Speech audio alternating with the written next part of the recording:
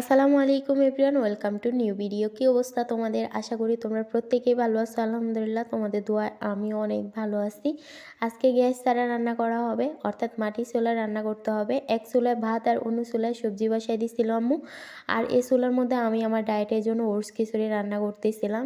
এমনিতে আমি আমার ডায়েটের খাবারগুলো গ্যাসের চুলায় তৈরি করতাম, যেহেতু এখন গ্যাস নেই সে কারণে মাটির চুলাটাই আমাদের সম্বল হিসেবে দাঁড়িয়েছে। বর্তমানে বাজার দোকানপাট কোথাও গ্যাস পাওয়া যাচ্ছে না, এত পরিমাণে সংকট দেখা দিয়েছে।